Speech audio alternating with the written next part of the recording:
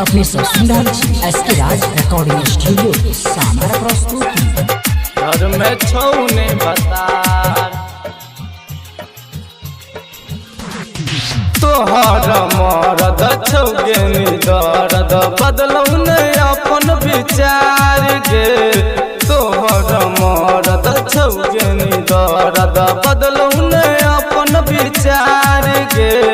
तोहर मरद छौगे दर्द बदलौन अपन विचार के कराला तू लगेला ओठलाली। घर में छौने बतार के कराला तू लगेला ओठलाली। घर में छौने बतार तोहर मरद छौगे दर्द बदलौन अपन विचार गे। तोहर मरद छौगे दर्द बदलौन अपन विचार गे। तोहर मरद छौगे दर्द बदलौन अपन विचार के कराला तू लगेला ओठलाली। घर में छौने बतार के कराला तू लगेला ओठलाली। घर में छौने बतार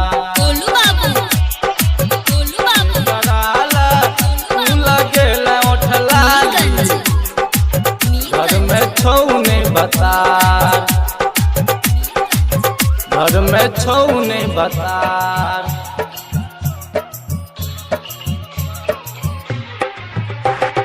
दोनों चोली में तोरा लग गेलो आग गे। पियवा जब लो दिल को तकिया से दाब गे। पियवा जब लो दिल को तकिया से दाब गे। दोनों चोली में तोरा लग गेलो आग गे। पिया जब लो दिल को तकिया से दाब गे। पिया जब लो दिल को तकिया से दाब गे। खोजै छौ सजिया पर प्यार के कराला तू लगेला ओठलाली। घर में छौने बतार के कराला तू लगेला ओठलाली। घर में छौने बतार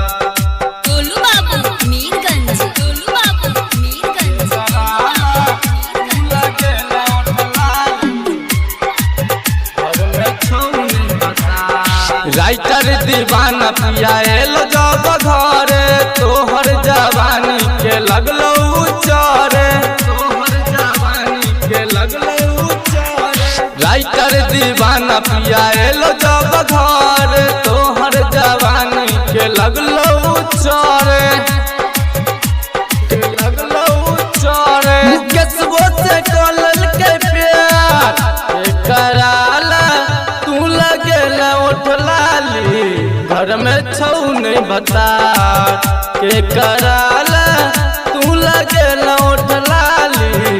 घर में छौने बतार तोहर मरद छौगे दर्द बदलौन अपन विचार गे। तोहर मरद छौगे दर्द बदलौन अपन विचार गे।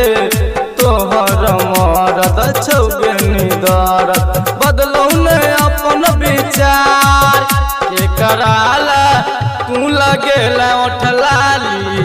घर में छौने बतार के कराला तू लगेला ओठलाली।